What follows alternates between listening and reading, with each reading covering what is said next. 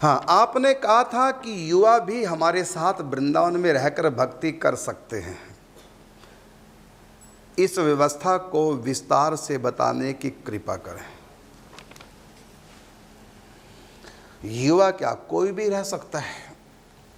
जिसको संसार नहीं चाहिए, संसार की भूख नहीं है, उसका स्वागत है। और जिसने खा पी लिया, खा पी के कहता हमें भूख नहीं है, उनके लिए स्थान नहीं है। फिर समझना, जिनको संसार अच्छा ही नहीं लगता, जिनको संसार की भूख ही नहीं है, ना गृहस्थ का सुख लेना चाहते हैं, ना संतति का सुख लेना चाहते हैं, ना जमीन जायदाद संपत्ति का सुख लेना चाहते हैं, जो केवल भगवान का सुख लेना चाहते हैं, ये महलों के सुख, संसार के सुख जिनको काटने दौड़ते हैं, इतना भगवान के प्रति आस्था, प्रेम, श्रद्धा, विश्वास, निष्ठा, ऐसे जो भक्त हैं जो कहते हैं हम संसार के पचड़े में, जैसे हनुमान जी विवाहित नहीं हैं, देव ऋषि नारद जी ने विवाह नहीं किया, सनकादिक ऋषियों ने विवाह नहीं किया, ऐसी विरक्त परंपरा में जो आना चाहते हैं उनके लिए मैं स्वागत करता हूँ। आप राधा कृष्ण परिवार आइए यहाँ पर गोवर्धन में, और हम आपको रखने को तैयार हैं। रही बात व्यवस्था की, जिस व्यवस्था में हम रह रहे हैं, हमारे और संत महापुरुष रह रहे हैं, इसी अवस्था में आप रहेंगे। बिल्कुल भी न्यून अधिक यहाँ कुछ नहीं होता। यहाँ कोई छोटे बड़े की कल्पना नहीं, भाव नहीं। और आप स्वयं यहाँ आकर देखिए, इन सब से मिलिए। जितने संत महापुरुष हमारे साथ रह रहे हैं, इनसे मिलिए, इनसे स्वयं आके पूछिए कि आप यहाँ कैसे रह रहे हैं, क्यों रह रहे हैं, कैसे रह रहे हैं, कैसा लग रहा है आपको यहाँ रह करके। इन सबसे स्वयं ही पूछिए। हम अपनी प्रशंसा अपने मुख क्यों करें, आप स्वयं आओ, यहाँ सबसे पूछो यहाँ रहने वाले कैसे रह रहे आनंद से। तो ऐसी आप भी यहाँ रह सकते हैं, आपका स्वागत है। जो मैंने प्रारंभ में इस प्रश्न के उत्तर में बात बोली थी, कई लोग कह देते हैं कि हमें भी कुछ नहीं चाहिए। अरे पेट भरने के बाद कोई कहे, खा पी लेने के बाद कोई कि हमको रोटी नहीं चाहिए, उसको व्रत नहीं कहते। पेट भरने के बाद, खाने पीने के बाद कोई कहे हमें भोजन नहीं चाहिए, इसका मतलब नहीं कि ये व्रत है तुम्हारा। हुआ कि पेट भर गया, खा खा के दुखी हो गए, खा खा के परेशान हो गए, गृहस्थी भोगी तो गृहस्थों से दुखी हो गया, गृहस्थी से इसे छोड़ के बाबा जी बनना चाह रहे हैं। तो ये तो वही होगा कि पेट भरने के बाद कह रहे हैं अब हमें भोजन नहीं चाहिए, हम तो संत हैं। संत उनको कहते हैं जिनको चाहिए नहीं, पेट भी खाली तब भी नहीं चाहिए। मतलब संसार के सुख भोगने की समर्थ होने के बाद भी वो सुखों से ऐसे डरते हैं, अपना काल मानते हैं सुखों को, संसार को। इतना भगवान से प्रेम हो गया, जैसे किसी लड़के का किसी लड़के से प्यार हो जाए, उसके घर में किसी प्रकार की कोई कमी नहीं, तब भी उसको सब सुख खाने को दौड़ते हैं अपने प्रीतम के बिना। और जो ही उसको मौका लगता है, यदि घर वाले रोकते हैं, चोरी से सब कुछ छोड़कर, सब खुशियों को ठोकर मार करके प्रीतम के संग भाग जाती है। तो ऐसे जो भक्त हैं, नौजवान युवा, जो संसार जिनको काटने को दौड़ता है, भगवान में इतनी प्रीति है, उन सब का मैं आह्वान करता हूं, आप आ सकते हैं। लेकिन जो गृहस्थ भोग लिए और अब गृहस्थ से दुखी आ गए, परेशान हो गए, बच्चों से बच्चे कहना नहीं मानते, चलो जी करुणदास जी के पास, उनको कह देंगे हमको भी एक कुटिया दे दो, हम तो बाबा जी हैं, अब तो हम भी बाबा जी हो गए। पेट भरने के बाद, खाना खाने के बाद तुमको कहो अब तो हमारा व्रत हो गया। तो कैसे व्रत हो गया? सुबह से दिन भर कुछ ना खाओ तब समझे कि व्रत है, तुम तो भोजन करने के बाद कहते व्रत है। तो कैसे तुम लोग संत हो? सारा संसार के सुख भोगे, अब पड़े छीतर, पंजाबी में कहते हैं, अब घर वाले अनुकूल नहीं, तो कैसे संत हो जाओगे? ये तुम्हारी मजबूरी है।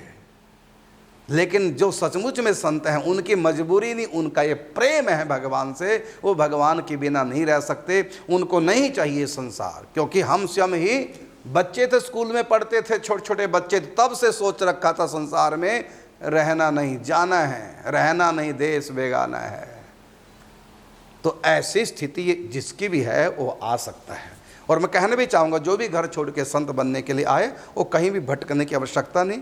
राधा कृष्ण परिवार सेवा ट्रस्ट में आओ, आपकी जीवन भर की सब कुछ, कुटिया भी मिलेगी, भोजन भी मिलेगा, वस्त्र मिलेंगे, बीमार पड़ गए दवाई, मरने तक, मरने के बाद तक भी, बल्कि संस्कार, षोडशी, भंडारा जो करते हैं संतों का, सब कुछ होगा। आप यहाँ आइए, कोई भी चिंता किसी प्रकार की करने की आवश्यकता नहीं, बस दिन रात भजन कीजिए। यदि भगवत प्राप्ति इसी जन्म में आपको करनी है तो आप आ सकते हैं। यदि आपको कुछ और भी चाहिए फिर घर ही रहो, वहीं ठीक है। संसार से नाता एक राम जी का, राम जी से दूजा नाता तोड़ दे, आशा एक राम जी से दूजी आशा छोड़ दे। यदि ऐसा है तो आप आ सकते हैं। शीश काट भूवि पे धरो, तापे राखो पाव, इश्क चमन के बीच में ऐसा हो तो आओ। यदि आपको श्री कृष्ण प्रेम प्राप्ति करनी है, राधा माधव के चरण छाया में अपने जीवन को व्यतीत करना है, निकुंज सेवा आपको करनी है, आध्यात्म जगत की सर्वोपरि अवस्था सखी भाव को यदि प्राप्त करना है तो आइए, आपका स्वागत है। तो आपका प्रश्न था कि आपने कहा था कि युवा भी हमारे साथ वृंदावन में रहकर भक्ति कर सकते हैं। इस व्यवस्था को विस्तार से बताने की कृपा करें। और बात रही व्यवस्था की, ये व्यवस्था मेरी तरफ से नहीं है भाई कुछ भी, ये तो ठाकुर जी का, भगवान शिव का संकल्प है। और इस दास के द्वारा निमित्त बना करके भगवान सब कार्य कर रहे हैं अपने संतों को सुरक्षित। क्योंकि मैं बताना चाहूँगा, वर्तमान में ऐसी परिस्थिति नहीं है जो हम घर छोड़ के निश्चिंत होकर कहीं बैठ के भजन कर सकें, वर्तमान में नहीं। वृंदावन में मैंने देखा, ब्रजभूमि में, अयोध्या, चित्रकूट, कहीं भी जाओ ऐसा कोई जंगल नहीं रहा कहीं जहाँ कंद मूल फल खा के जंगलों में जीवन व्यतीत करें। और ऐसी नदियाँ भी नहीं रही जिनका जल पी करके हम तंदुरुस्त रहें।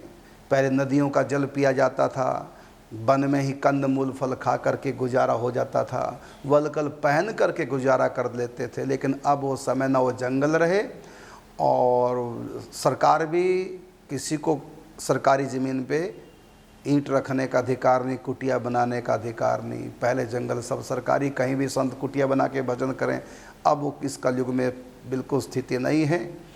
और अब कुटिया कहाँ बनाएं? संत जो घर छोड़ के आएँ, वृंदावन आएँ, चाहे अयोध्या जाएं, चित्रकूट जाएं, चाहे हरिद्वार जाएं, कहीं भी तीर्थ में जाएं, वहाँ तीर्थ में कोई ऐसी ज़मीन नहीं जहाँ आप कुटिया बना के भजन कर सकते हैं।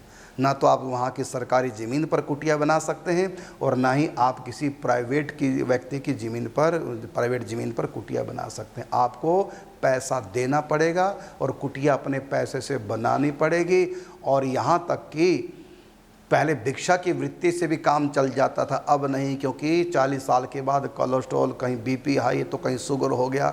ऐसी स्थिति में भिक्षा के अन्न से भी आप गुजारा नहीं कर पाएंगे, क्योंकि हमारे ब्रज में भिक्षा का भी रिवाज है। घर घर में टूक मांग के लाते हैं, भिक्षा करते हैं, तो मधुकरी से निर्वाह जीवन का हो जाता। लेकिन 40-50 साल के बाद जब बीपी हाई लो रहने लग जाता है तो फिर भिक्षा में सब्जी जो मिलेगी वो हमारे अनुसार कम नमक वाली तो नहीं मिलेगी। हमारे आगे यदि कोलेस्ट्रॉल बढ़ा है तो हमारे अनुसार वो बिना चिकनाई के तो सब्जी नहीं मिलेगी।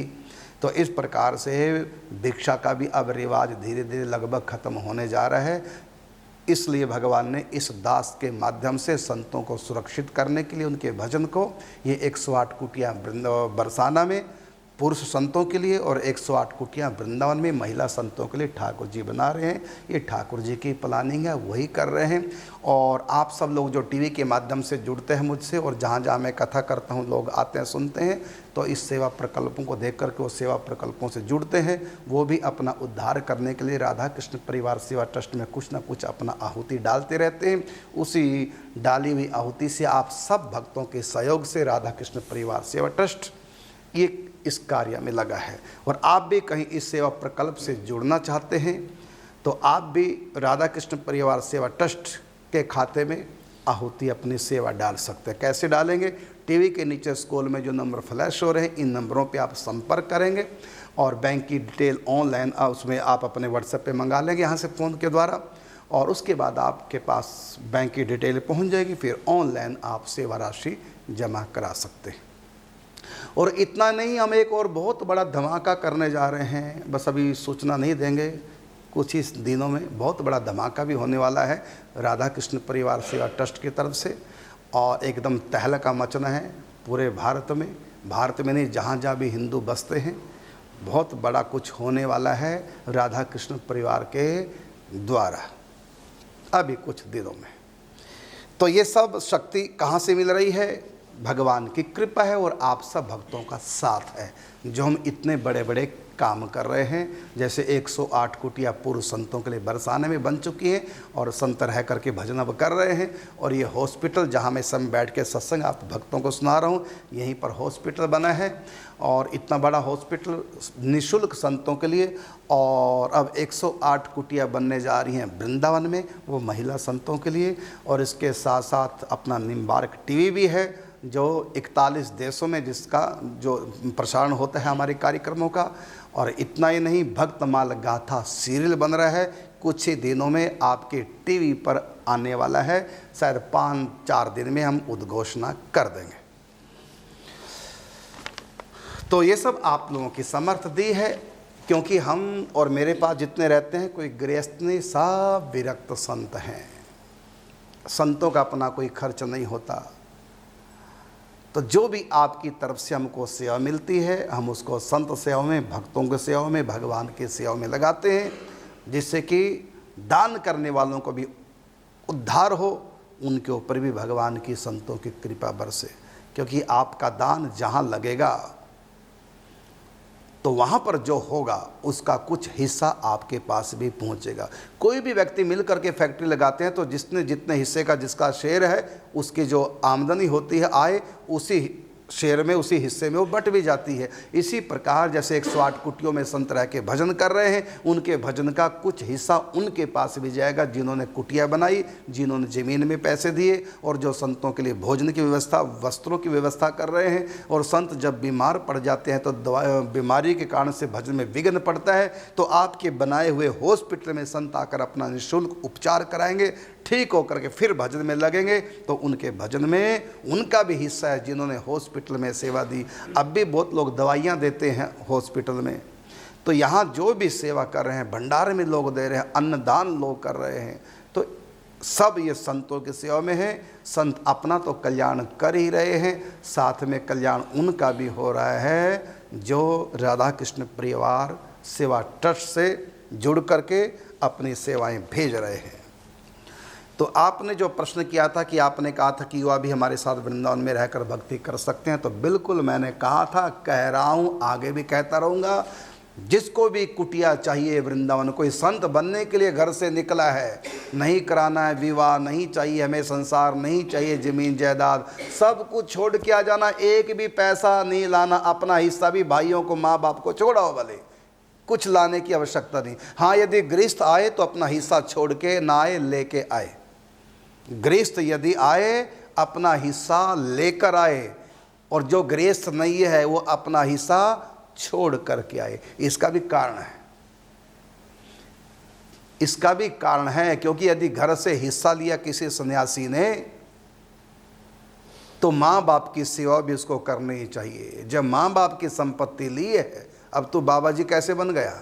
जब माँ बाप का हिस्सा ले तो करो सेवा माँ बाप की, छोड़ क्यों रहे हो? जब उनका हिस्सा ले लिया और माँ बाप को छोड़ोगे तो हिस्सा भी वहीं छोड़ के आओ, विरक्त बन जाओ, भीख मांग के रोटी खाओ, फिर बाप की कमाई क्यों खाओ?